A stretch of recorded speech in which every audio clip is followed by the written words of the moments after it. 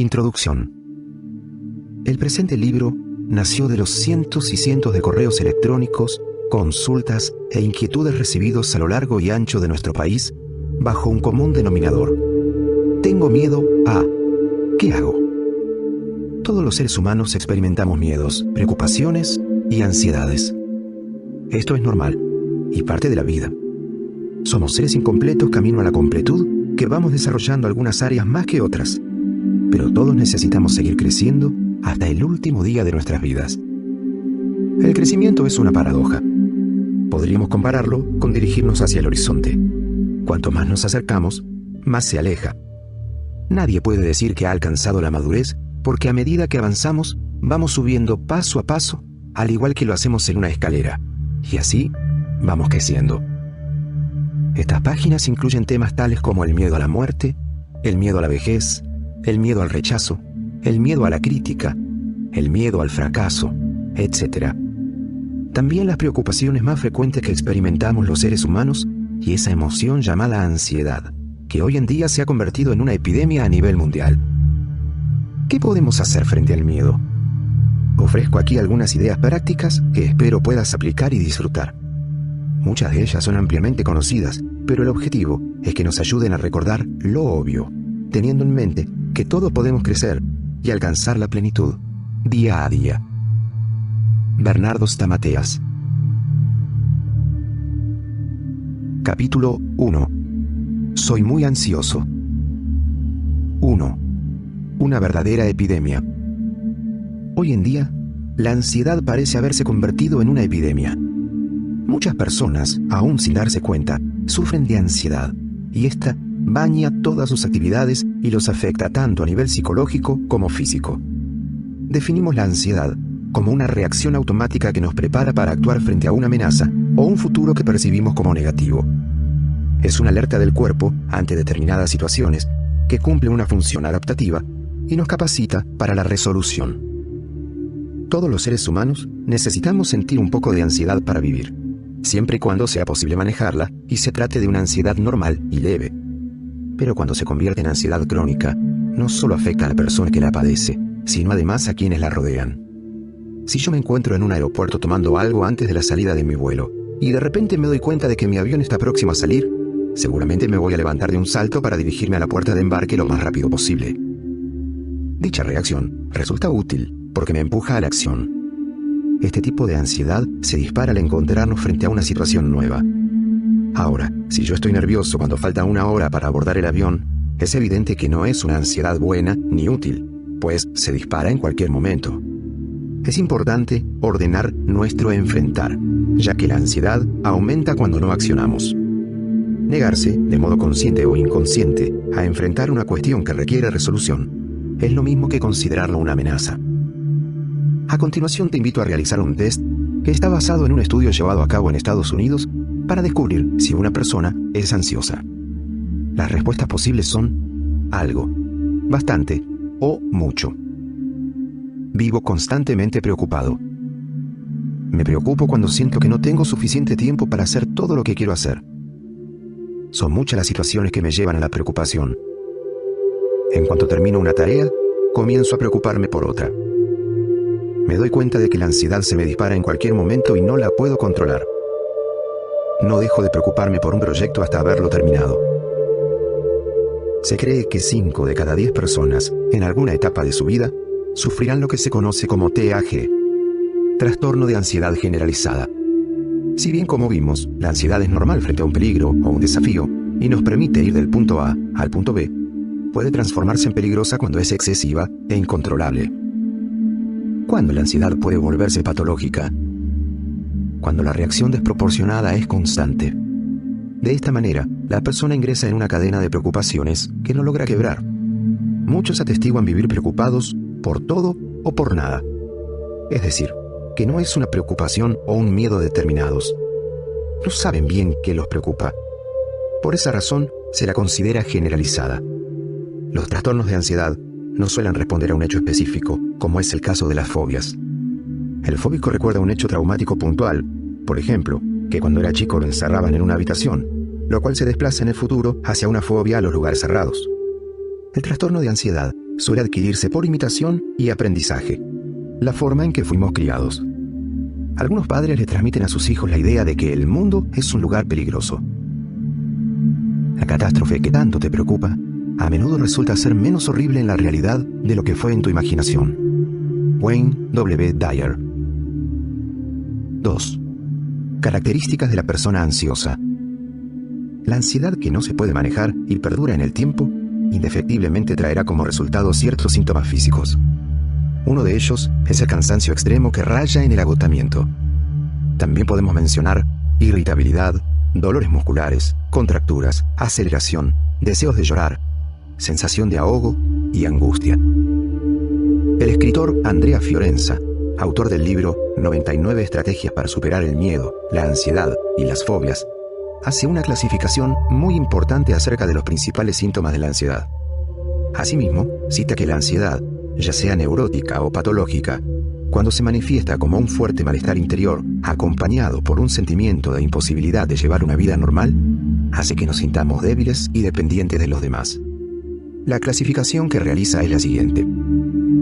Síntomas emotivos: tensión y continuo estado de alerta. Menor capacidad de concentración, atención y aprendizaje. Insatisfacción de sí mismo. Indecisión. Trastorno del sueño. Trastorno del deseo. Síntomas fisiológicos: cansancio y debilidad. Mareos y vértigo. Sudoración abundante, manos sudadas. Cefalea por tensión. Trastornos visuales. Dificultad para respirar. Síntomas de comportamiento: tendencia al aislamiento, inquietud o agitación, balbuceos, actitud hipercrítica, trastornos de la alimentación, deterioro de las relaciones sociales y afectivas. ¿Qué le sucede a la persona ansiosa? Siempre imagina lo peor. Tal actitud se denomina pensamiento negativo o catastrófico. El ansioso construye en su mente una posible hipótesis de lo que podría llegar a ocurrir. Sus ideas comienzan con ¿y si me enfermo? ¿Y si me echan del trabajo? ¿Y si él o ella me deja? Por supuesto, la respuesta siempre es negativa. Así, a una pregunta hipotética se le suma una respuesta catastrófica. Esta es la fórmula perfecta para la ansiedad crónica. Hoy es el mañana, por el que te preocupabas ayer. Dale Carnegie. Baña de ansiedad todas sus actividades. Por ejemplo, si tiene una entrevista a las 10 de la mañana, a las 5 o 6 a.m. ya estará despierta y preparada. La ansiedad nos conduce a experimentar un conflicto entre dos relojes, el reloj externo y el propio reloj interno. Afuera es un horario, pero adentro el reloj corre más rápido. Esta situación es la que hace que alguien viva apresuradamente. Experimenta manifestaciones a nivel físico. Aunque la persona no se dé cuenta, la ansiedad se va acumulando para manifestarse luego en su cuerpo, como algunos de los síntomas que mencionamos, y en los casos más extremos, como ataques de pánico. Quien sufre un ataque de pánico tiene la sensación de que se va a morir o se va a volver loco. Es así como alguien panicoso hace un chequeo general y el médico le anuncia: usted no tiene nada. En realidad, sí tiene algo: ansiedad. Esta lo mantiene en un estado permanente de hipervigilancia, sintiendo que algo malo va a pasar en cualquier momento, pero sin poder focalizarlo en algo concreto. 3. El origen de la ansiedad. ¿Dónde nace la ansiedad? Nace de las creencias que todos tenemos, es decir, de una determinada manera de pensar. Así como pensamos, nos sentiremos y actuaremos en la vida. Estas son las dos principales creencias de una persona que experimenta ansiedad. La ansiedad con miedo y el miedo con ansiedad contribuyen a robarle al ser humano sus cualidades más esenciales. Una de ellas es la reflexión. Conrad Lorenz. A. Tengo que estar siempre alerta. El ansioso cree, porque así se lo han enseñado, que es necesario prevenir para vivir tranquilo. Su lema es: mejor prevenir que curar. Pero no se trata de una actitud natural, porque lo conduce a esperar siempre lo peor, un accidente, una catástrofe, y sobre todo a anticiparse a las consecuencias. Entonces su cuerpo, con su sabiduría innata, comienza a enviarle luces de alerta: sudor, mareo, ahogo, angustia, etc. Como resultado de todo esto, la persona se vuelve extremadamente controladora para lograr sobrevivir a sus propios pensamientos negativos, que imaginan el peor de los escenarios siempre. B. Algo malo me va a pasar. El ansioso jamás piensa en alternativas positivas. Por ejemplo, si su hijo o hija sale y no lo llama, piensa: debe haberle pasado algo malo. No elige pensar que su celular se quedó sin batería o simplemente le está pasando bien y se olvidó de llamar. Siempre adivina lo que podría haber ocurrido, en un intento de anticiparse a la realidad. Es como un arquero que está permanentemente intentando atajar todos los goles, lo cual hace que viva distraído, ensimismado en sus pensamientos y angustiado. Pensar en términos absolutistas, blanco o negro, eleva los niveles de ansiedad. Lo ideal en el tratamiento de la ansiedad es acudir a un centro de salud mental o un hospital, o consultar a un terapeuta especializado en este tipo de trastornos, que a veces son la causa de otras dolencias como los trastornos del aparato digestivo. En nuestro país hay instituciones excelentes que brindan terapias breves con diversas técnicas que pueden ayudar al ansioso. El pronóstico es bueno, pero lo fundamental es modificar toda creencia negativa, como estas dos que acabamos de mencionar, y aprender a relajarnos para no preocuparnos en demasía. 4. ¿Ansiedad es lo mismo que miedo? No existe ser humano que no tenga miedo alguna vez. El miedo, como la ansiedad, es una reacción normal frente a un peligro, pero podemos hacer una distinción entre ambos conceptos. En la mayoría de los casos, el miedo es específico, mientras que la ansiedad es general y consiste en una preocupación que apunta más bien hacia el futuro. A su vez, el pánico vendría a ser una acumulación de ansiedad cuyo síntoma principal es miedo a la muerte.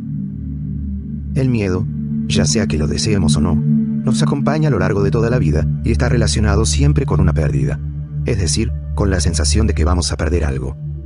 Pero existen miedos lógicos y útiles y otros que son totalmente inútiles. Por ejemplo, si estoy manejando y se me cruza un animal en medio del camino, indudablemente tendré miedo de sufrir un accidente. Ese es un miedo útil que me permite tomar los recaudos necesarios. Ahora, si estoy en mi casa pensando que un león puede escaparse y venir a atacarme, se trata de un miedo irracional que no me sirve para nada, más que para generar ansiedad y preocupación. 5. Ideas prácticas para enfrentar la ansiedad. La ansiedad, como todo lo que puede llegar a trastornar el curso normal de nuestra vida, debe ser enfrentada y nunca ignorada. Comparto algunos ejercicios que pueden ayudarnos a tal fin. El hombre es la medida de todas las cosas. Es el hombre quien determina si las cosas son o no son y quien define cómo son. Protágoras. Ejercicio 1. Confeccionar una lista de todas las preocupaciones que tenemos. Ponerlas por escrito nos permite objetivarlas y ordenarlas en el papel o la pantalla. Y una vez que tenemos la lista, comenzar a puntuar cuál de esas preocupaciones es más importante y cuál es menos importante. No es lo mismo preocuparse por perder un objeto, por valioso que sea, que por perder la salud. Jerarquizar las preocupaciones brinda orden a nuestros pensamientos y nos permite responder la pregunta: ¿qué puedo hacer frente a esto? La ansiedad no se resuelve pensando y pensando obsesivamente, sino accionando. Si tengo miedo de enfermarme, ¿qué puedo hacer? Anotar 4 o 5 acciones que podría realizar para después pasar a la acción es descubrir que la fantasía, muchas veces, no coincide con la realidad. Espero que ahora, al escribirla, quede definitivamente desalojado el casillero de mis preocupaciones. Mario Lebrero. Ejercicio 2. Comer lentamente. Esto se les suele recomendar a los ansiosos porque no mastican la comida, la tragan. Por lo general, tardan apenas unos minutos en terminar de comer. Lo ideal es masticar cada bocado hasta convertirlo en líquido. Aunque parezca algo simple, para el que sufre ansiedad suele ser una tortura. De esta forma, logra conectar con la enorme dosis de energía ansiosa, pues empezar a comer lentamente y a masticar lo desacelera y termina por solucionar sus problemas gastrointestinales, que son la consecuencia lógica de su actitud frente a la comida. Ejercicio 3. Ignorar los pensamientos catastróficos. Esto es fundamental. porque todo pensamiento negativo que tienda a la catástrofe nos provoca angustia, disparando una emoción de la que solo deseamos liberarnos. Esto, sin darnos cuenta, refuerza dicho pensamiento, que se enquista todavía más, como en el conocido ejercicio de tratar de no pensar en un elefante rosa para terminar pensando en él. ¿Qué deberíamos hacer con este tipo de pensamientos? Observarlos, tal como observamos un cuadro o nubes en el cielo, sin luchar con ellos. Y decirnos, estoy teniendo este pensamiento, hasta que desaparezca de nuestra mente. Si lo comparamos con un tablero de ajedrez, las piezas negras serían los pensamientos negativos. ¿Quién soy yo? Algunos creen que son las piezas blancas y otros las negras. En realidad, yo soy el tablero y tengo la capacidad de autoobservarme. Una cosa es expresar, soy un inútil, y otra muy distinta, estoy teniendo el pensamiento de que soy un inútil. Así puedo tomar distancia y convertirme en el observador de los pensamientos que tengo. Permito que circulen por mi mente, pero ya no lucho contra ellos ni les tengo miedo. Finalmente, estos pierden fuerza y son simplemente lo que son, pensamientos. Yo no soy mis pensamientos. No deberías inquietarte por lo que aún no ha sucedido, puesto que la única forma que tiene el futuro para dañarnos es lograr que nos preocupemos. Christopher Paolini. Ejercicio 4. Es importantísimo abrir espacios de placer, tengamos ansiedad o no. El ansioso va por la vida a 200 km/h en su reloj interno y no se permite disfrutar nada. Algunos incluso adoptan conductas sobreadaptativas. ¿Qué significa esto? Que siempre están adaptándose a los demás, a lo que los otros quieren. ¿Qué quieres ver en el cine? Lo que vos elijas está bien. Así se pasan la vida sin ser capaces de disfrutar ni conectar con nada. Hacer una pausa y quitar el pie del acelerador son maneras de reconectar con el placer. Nuestra vida es demasiado valiosa como para perder años de calidad de vida a causa de la ansiedad crónica. Si lo que hicimos hasta el momento no funcionó, probemos algo diferente y atrevámonos a dar el salto. Neguémonos a vivir ansiosos y detengamos la ansiedad en el mismo momento en que comienza en nuestra mente, antes de que se traslade a nuestro cuerpo físico. Hoy la ansiedad se ha convertido en una emoción común. Para comprobarlo basta con mirar detenidamente a la gente en los ámbitos donde nos movemos. Muchas personas se comen las uñas, tartamudean, transpiran, comen con compulsión, sin apetito, fuman, y la lista podría continuar. Todas estas señales son un llamado de atención que no podemos pasar por alto. Para concluir, se puede salir de la toxicidad de la ansiedad. Tal vez nuestro caso requiera de ayuda profesional, pero todos podemos poner en práctica alguna de estas pequeñas actitudes que ayudan a reducir el estrés. 1. Detectar las fuentes de ansiedad. 2. Establecer pautas que permitan disfrutar de la vida en plenitud y con tranquilidad. 3. Eliminar todas las actividades que provocan ansiedad. 4. Evitar las malas noticias y escoger opciones más satisfactorias, como un buen libro o una buena película. 5. Aprender algo nuevo a diario. 6. Desarrollar hábitos de vida saludables. 7. Descansar bien. 8. Mantenerse alejado de las personas complicadas y procurar la compañía de gente que sume y no reste. 9. Expresar las emociones de manera sana. 10. Reír con frecuencia. Desterremos la ansiedad de nuestras vidas. Es posible. Capítulo 2. Inseguridad emocional. 1. Gestionar nuestra inseguridad. Todos somos inseguros en alguna u otra medida. Esto es perfectamente normal. Negar que somos inseguros es narcisismo y omnipotencia. Es un pensamiento irracional. Y este pensamiento nos hace cometer tonterías. El exceso de confianza, por ejemplo, del experto profesional o el experto conductor, hace que ya no analice, no revise, no tome los recaudos necesarios y pueda cometer los más grandes errores de su vida. La inseguridad es una situación de ansiedad. No sabemos si elegir A o B. No sabemos qué sería lo mejor, cuál sería el mayor beneficio a corto o largo plazo. Esta sensación de inseguridad nos hace evitar tomar decisiones, nos hace consultar a todo el mundo. Nos hace torturarnos analizando si habremos hecho bien o mal. Si los miedos crecen, se vuelven irracionales y empiezan a paralizarnos. Entonces, gestionar nuestras inseguridades es un elemento muy importante. Comparto a continuación algunas ideas que podemos llevar a cabo para quebrar el círculo del miedo que no nos permite funcionar en nuestro mejor nivel. Cambiar miedos irracionales por emociones reales. La mayoría de las personas se concentran en lo que no quieren, sin darse cuenta de que cuanto más piensan en algo, más real se vuelve. Entonces, en lugar de declarar, no tengo que temerle a tal o cual cosa, deberíamos expresarlo de manera positiva. Nadie puede cambiar a otra persona, pero todos tenemos la capacidad de dominar nuestras conductas y, sobre todo, nuestros pensamientos. Fortalecer nuestra estima y la confianza en nosotros mismos. Cuando prestamos atención a nuestros puntos fuertes, nuestra autoconfianza aumenta. Eso no significa que ignoramos nuestras debilidades, sino que las conocemos, pero no nos concentramos en ellas. Tal actitud afecta nuestra conducta y, en especial, la forma en que manejamos los miedos, tanto los reales como los imaginarios. Aceptar y reconocer los miedos que tenemos. Aunque parezca increíble, a algunos le tienen miedo al miedo. El primer paso para superar cualquier temor es aceptar que existe en nuestra vida, reconocerlo y hacer algo al respecto. Cuando tenemos miedo, es una señal de que estamos avanzando, enfrentando desafíos nuevos y abandonando la comodidad. Los grandes conquistadores siempre tienen al miedo como compañero de aventuras. Pero a pesar de siguen adelante y tienen logros, lo cual los protege de que se conviertan en sentimientos irracionales. Al miedo no hay que esconderlo, sino detectarlo y ponerlo en palabras. Tampoco hay que esconderse de él, sino todo lo contrario. Hay que mirar al miedo a los ojos y finalmente acabará por achicarse y desaparecer. Elegir pensamientos orientados a la acción.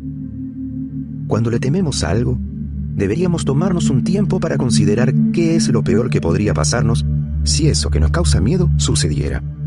Y luego, elaborar posibles respuestas para esa situación hipotética.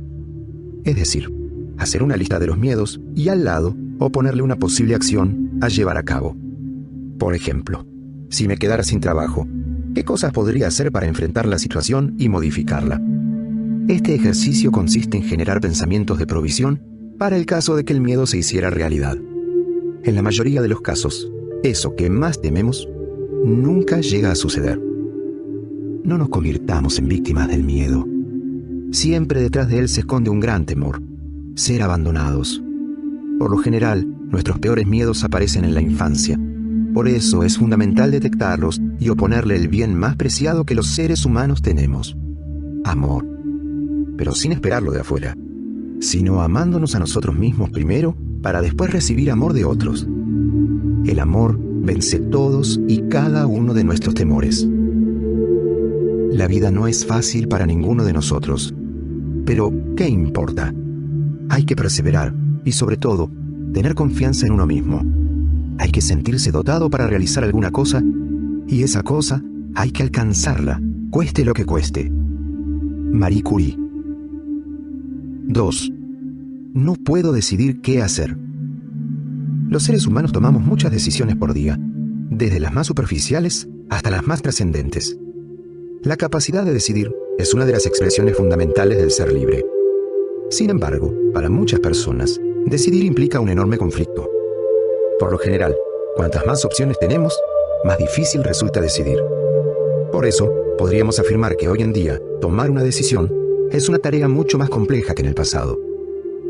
Y mucho más cuesta decidir, afrontar un conflicto, cuando la inseguridad es una emoción que nos impide avanzar. Tengamos en cuenta que cuando nos referimos a inseguridad interior, nos referimos a la dificultad de las personas para pararse sobre sus fortalezas, sobre sus capacidades, sobre todo aquello que pueden, pero no logran reconocer, lo cual hace que no alcancen a ver su seguridad interna objetivamente y magnifiquen sus debilidades. La magnificación de sus debilidades y la imposibilidad de ver sus capacidades los lleva a dudar, a preguntar, a rumiar, a analizar permanentemente, a no tomar decisiones o a tomarlas sin confianza en sí mismas. La buena estima consiste en vernos en nuestra totalidad, es decir, ver tanto nuestros puntos fuertes como nuestros puntos débiles de manera objetiva. ¿Cómo actúa una persona insegura? en primer lugar, detiene a los demás. Cuando, por ejemplo, un hombre o una mujer está en pareja y tiene inseguridad interior, aplastará la estima del otro. ¿De qué manera? Repitiéndole frases tales como: no podés, no lo vas a lograr, no tenés lo que se necesita. Su actitud negativa es el temor a que, si al otro le va bien y lo supera, lo abandone. Toda persona que anula al otro por temor es una persona insegura. Cree que si el otro crece, seguirá de su lado.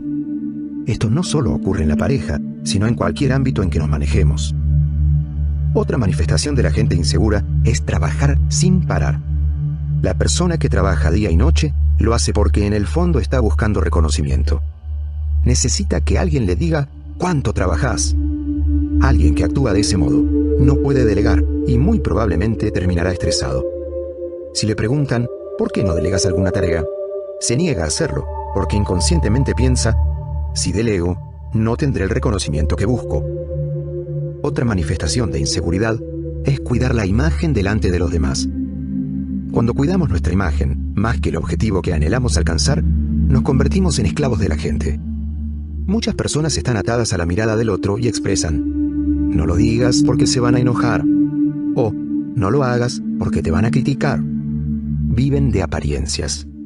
Se mantienen muy atentos para recibir de su entorno, del afuera, la seguridad que les falta en su interior. La inseguridad nunca viene de afuera, va de adentro hacia afuera. En otros casos, la inseguridad convierte a muchos en personas agresivas que por temor tratan mal a todo el mundo. No les permite aprender, ya que les roba la humildad y los hace soberbios. El soberbio, que no se deja enseñar por nadie, en el fondo no confía en sí mismo ni en los demás.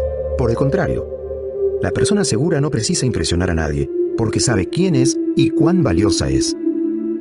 Cuando alguien es inseguro y mira a los otros para obtener seguridad, todo lo negativo que los demás tengan, tarde o temprano lo va a afectar porque reforzará su inseguridad. En cambio, cuando el que mira hacia adentro, el lugar donde se hallan todas las respuestas, tendrá una visión clara y caminará en seguridad emocional. El biógrafo del doctor Alfred Adler, un reconocido psicólogo, relata esta anécdota. En una ocasión, la maestra de Ali, la hija del doctor Adler, le dijo que era una tonta para la matemática. Cuando él lo supo, le preguntó a Ali: ¿crees todo lo que tu maestra te dice? ¿Qué te hace suponer que ella está en lo cierto? Ali llegó a ser una gran matemática y nunca más aceptó opiniones acerca de sus propias limitaciones o las de otras personas. No todos tenemos padres psicólogos capaces de discernir una situación emocional con tanta claridad, pero todos podemos reconocer observaciones hechas al descuido y no permitir que nos hagan daño. 3. ¿Por qué nos cuesta decidir? Me cuesta decidir por miedo a equivocarme. No decidir ya es una decisión. Quedarse sin decidir es una pérdida. En la mayoría de los casos, el pensamiento catastrófico que considera el error como algo grave nos inhibe y nos deja en una posición donde no hay toma de decisiones. Un ejercicio positivo es preguntarme: ¿qué es lo peor que me puede suceder? Muchas veces descubrimos que la realidad no es como la imaginábamos. La fantasía supera la realidad. Frente a un error, podemos enojarnos, buscar una excusa para explicarlo, abandonar la tarea, o tomar ese error como un aprendizaje y construir hacia adelante. Por supuesto, nos referimos a errores cotidianos que son parte de la vida. Me cuesta decidir porque tengo miedo de no estar a la altura de las circunstancias. Hay personas cuyo miedo a equivocarse pasa por el hecho de no querer ser criticados. El riesgo de la crítica siempre está presente. Ya sea que se trate de un experto o de un novato, siempre habrá gente que verá lo que hace el otro desde una perspectiva diferente. Frente a una situación complicada, es bueno sentarnos a enumerar los beneficios y las dificultades, sacarla del ámbito subjetivo, pasarla al plano objetivo a través de la escritura y brindarnos un tiempo para meditar en ella. Me cuesta tomar decisiones. Dejo que los demás lo hagan por mí. Muchas personas evitan tomar decisiones para pararse en el lugar de la comodidad. Otras lo hacen para tener la oportunidad de echarles la culpa a los demás si hubiese alguna dificultad. Yo hice lo que vos me dijiste. Se excusan.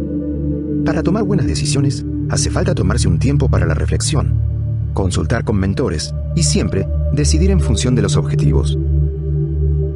Tomo decisiones y luego dudo de las decisiones que tomé.